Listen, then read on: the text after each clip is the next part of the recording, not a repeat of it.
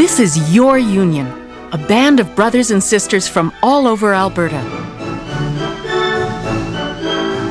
With enough members to populate a city the size of Medicine Hat, the Alberta Union of Provincial Employees is one of the most effective unions in Canada. Since 1919, AUPE has been representing the interests of working men and women like you. Union dues? What the hell's the union done for me recently? Huh, unbelievable. Every day I work, and what do they give me? Take. Meet Mike. What? He's a relatively new member of AUPE, and he seems to have a few complaints. Isn't that right? Yeah, I do. Sure, the union might have been good like 100 years ago for sweatshops or something, but what are they doing now? You know, I wish there wasn't a union.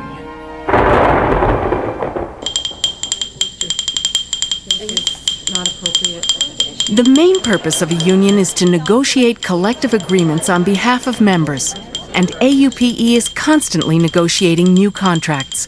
Wage increases, hours of work, overtime pay, holidays and paid leave, health benefits, layoff and recall rules, these and other issues have been addressed and negotiated. Unbelievable! Gosh! You know, I could use impact magazine! The overriding mood in society is one that's anti-union. That's something we're fighting all the time. So it's not surprising when somebody comes into the workforce and becomes an AUPE member that they may have negative attitudes towards unions in general. Take that, AUPE! When things are running like they should, it's easy to lose perspective. Just ask Mike. You know, I wish there wasn't a union. Let's grant Mike's wish and see how his life might be different without his union. Okay, Mike, you asked for it. Without the collective agreement AUPE negotiated, you might not have the wages and benefits package you enjoy today. That's right, Mike. No dental plan. But you can handle it, right? That's right. Bring it on. But wait, there's more.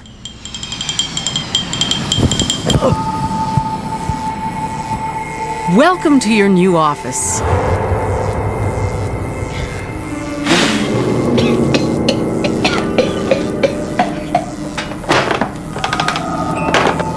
Things seem to be going pretty smoothly. Well, maybe not. Without AUPE's labor relations specialists there to monitor contracts and protect workers' rights and health and safety, Mike might just have to make do. If Mike were a member of AUPE, he'd have a contract to protect him, and the AUPE team to make sure his employer sticks to the deal and treats him fairly and with dignity and respect.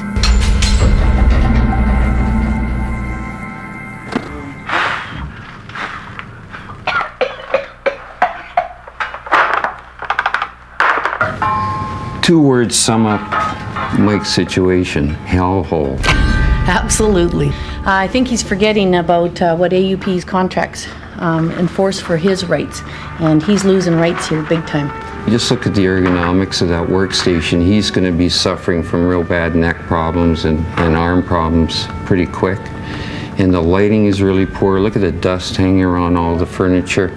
I hope he's got some resources he can use to attempt to resolve those issues. And taking a look at his work conditions, as you said, his employer doesn't have much respect for him. I often wonder too, looking at this, what are his hours going to be? What is his overtime? Is he getting paid proper? I bet you not. On our unionized work sites, he would probably be able to resource a health and safety committee member. I doubt if that situation would have been allowed to exist with the committee at the workplace. I feel if Mike took this complaint to his employer, his butt would be out the door so fast. With AUPE contract, at least he's got avenues he can resource and get some results with. Mike doesn't think he needs anyone to support him, though. Really? Looks like he's doing a great job. Hold on. I can have him there by tomorrow. Oh, well, that's fabulous. Well, thank you very much. Take care. Okay, bye. Maybe it's a good time to go and ask for a raise. Maybe ask for some better working conditions while you're at it. Attaboy, Mike. we find in places that are non-union, people don't have the due process. If they've been treated what they feel unjustly by their boss, they don't have a process to follow, such as our grievance procedures, which are in all of the collective agreements, which allow someone due process if they've been wrongly treated. So I used to be not that much different from a guy like Mike. Why am I paying dues when I don't have to? But as my career progressed with the Alberta government, there came times where I needed support. But because of my disability, I'm not able to meet certain qualifications, physical requirements of the job anymore. I was looking at getting changed into a technologist from a Conservation Officer 3, which is a lower classification with reduced salary. I went to my supervisor and I said, is there any other options for me? I really don't think that's where I want to go at this point in my career, and I don't think it'd be challenging for me, and I really don't think it's fair that my salary be reduced. When he said his hands were tied and it was a matter of just process, that's when I approached the union about some help. We kind of went over what was happening with my situation, and she said, well, we're going to look at where we can help you. Now, there's not always a bad guy or a good guy. It's just trying to find common ground. Mike, join the union, embrace it, use it as a friend, as a resource if you need it. And if you don't, just by having it negotiating silently behind you, it supports you.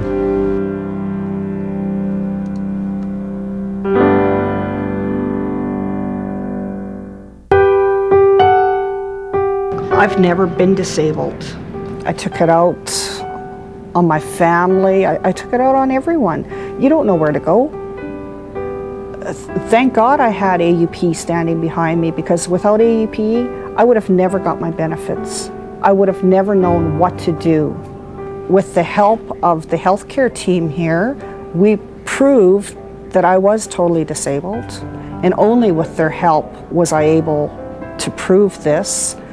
And I got 11.5 months back pay, plus still to this date I am on total disability.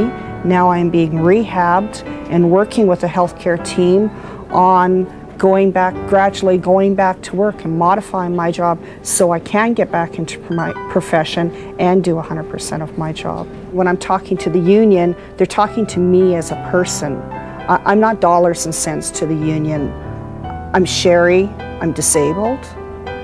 To the insurance companies, I'm just another number, and all they want to do is push you back to work before you're ready to go back to work, whereas the union here is here to help me get back to work, not to re-injure myself.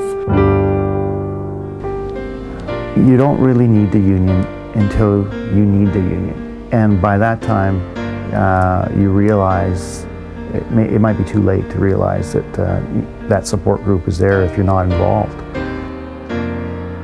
Let's check in on Mike to see how he's doing with his negotiations. Oh, hey, boss. How are you? On that raise, better working conditions, and fair and equitable treatment. I've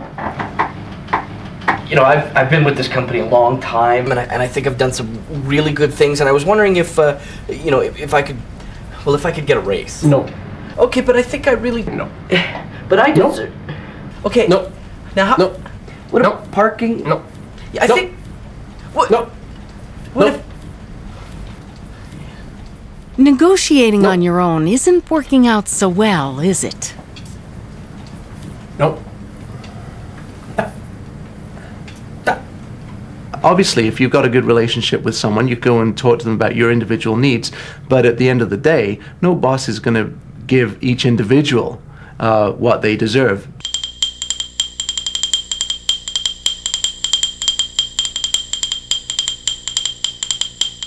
For over 30 years, AUPE has been representing Alberta workers. That's experience.